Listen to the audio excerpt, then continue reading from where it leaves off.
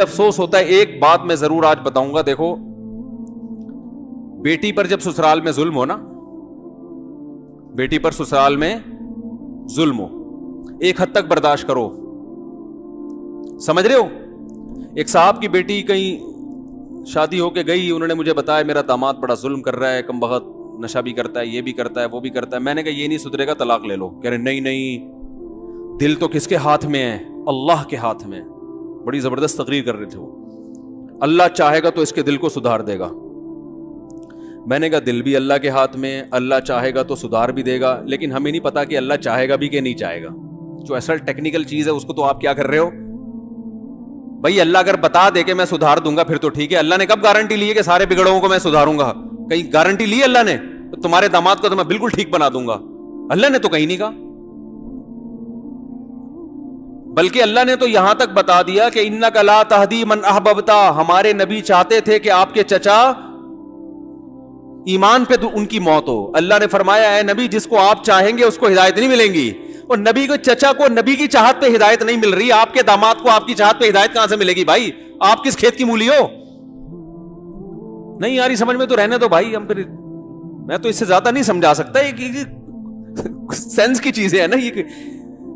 مسلمان ہونا, سینس لیس ہونا, ایک دو چیزوں کے ایک نام بن چکے ہیں معذرت کے ساتھ.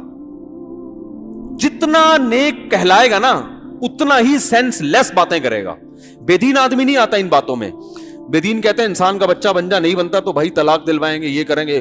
دینداروں کو پتہ نہیں کیا ہو گیا ہے, وہ کہتے ہیں نہیں اصل میں تو یہ دل اللہ کے ہاتھ میں. جب حضرت عمر جیسے سخت دل کو ہدایت مل سکتی ہے تو میرا داماد سیدھے راستے پہ کیوں نہیں آ سکتا؟ پہلی کوشش اسی کی ہونی چاہیے, لیکن اس کا ایک حد ہو نا کہ اتنے دنوں تک آ گیا تو ٹھیک ہے, نہیں آیا تو ساری زندگی برباد تھوڑی کرنی ہے.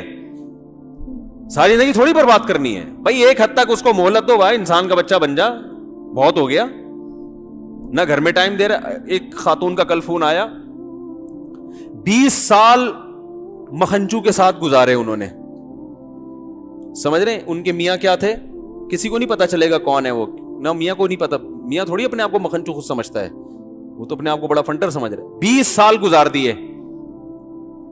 20 سال میں اس کمبخت نے خرچہ نہیں اٹھایا بیوی کا, اور یہ اس امید پر کہ آج راستے پر آئے گا, کل آئے گا, پرسوں آئے گا.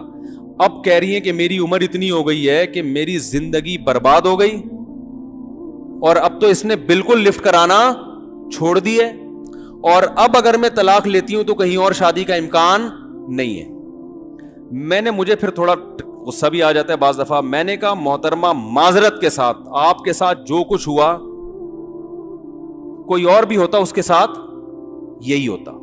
اس کو آپ جیسی بے وقوف خاتون ملی ہوئی تھی جو اس کو پال رہی تھی, ٹھیک ہے نا. تو جب چھوڑنے کی بات آتی تو وہ 2 آنسو بہا لیتا کہ اتنی اچھی, میں تو تم پہ مرا جا رہا ہوں. تو مرا جا رہا ہے تو پیسے خرچ کرنا. خواتین جلدی اس میں آ جاتی ہیں نا, بے وقوف جلدی بن جاتی ہیں 2 محبت کے بول.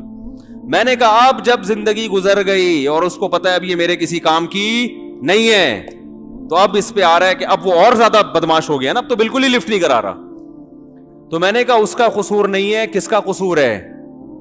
آپ کا قصور ہے, یا آپ کے باپ اور بھائیوں کا قصور ہے. تو اب اس کا حل یہی ہے کہ اب گزارا کرو اس کے ساتھ. کم از کم ایک پھلترو کی طرح نام تو لگا ہوا ہے نا اس مکھنچو کا. طلاق ہو کے الگ بیٹھو گی, لوگ بولیں گے شوہر لیس خاتون ہے, اور عزتوں سے کھیلیں گے. ہمارے معاشرے میں کون اتنی عمر کی خاتون سے نکاح کرتا ہے؟ تو وجہ کیا ہے؟ اسلام کو سمجھنے میں کیا ہوئی ہے؟ بولتے کیوں نہیں بھائی؟ غلطی ہوئی ہے. اسلام گراؤنڈ ریئلٹی کو دیکھ کر فیصلہ کرنے کا حکم دیتا ہے. استخاروں کی بھیٹ مت چڑھاؤ. ایک خاتون نے فون کیا کہ میرے میاں نے مجھے طلاق دی ہے, مسئلہ کہ ہو گئی. میں نے کہا نہیں ہوئی, جو الفاظ ہیں وہ طلاق کے نہیں ہیں. کہہ رہی پھر بھی میں اگر استخارہ نکال لوں اطمینان کے لیے. میں نے کہا طلاق کے اطمینان کے لیے استخارے نکالے جا رہے ہیں یار. میں نے کہا تو علماء سے پوچھو کہ ہوئی ہے کہ نہیں ہوئی ہے.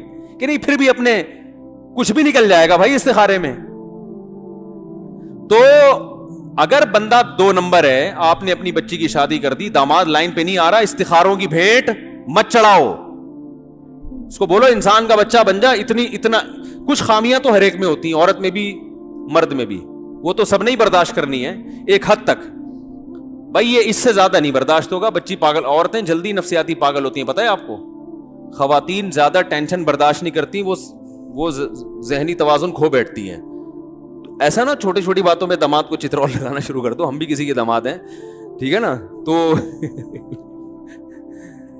زیادہ مسائل جہاں ہو رہے ہیں نا, اسٹریس کی طرف جا رہی ہے, ڈپریشن کی گولیوں پہ آ رہی ہے, تو ایسے موقع پہ بھائی بولا بھائی انسان کا بچہ بن جا, نہیں تو نہیں. میں تو لوگوں کو مشورے دیتا ہوں الٹے الٹے, اللہ معاف فرمائے.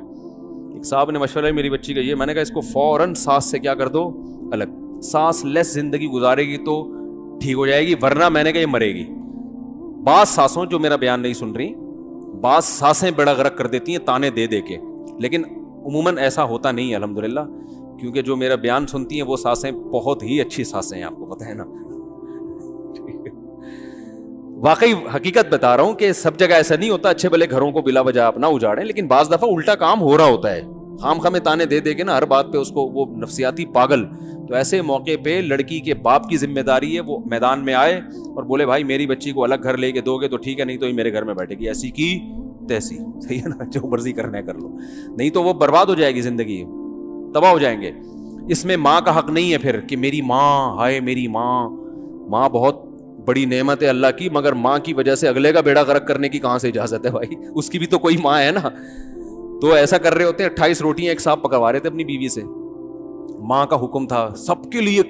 مجھے انہوں نے آ کے بتایا میری بیوی 28 روٹیاں بناتی ہے, تو انہوں نے مجھے اجازت دی کہ آپ ممبر پہ بیان کر سکتے ہیں, ان کو نہیں پتا چلے گا کسی کو, پرانا قصہ ہے.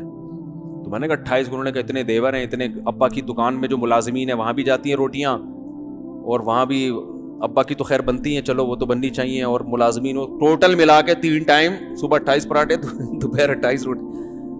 میں نے کہا بھائی وہ اگر بنا بھی رہی ہے نا خوشی سے, پھر بھی یہ کیا ہے, زیادتی ہے.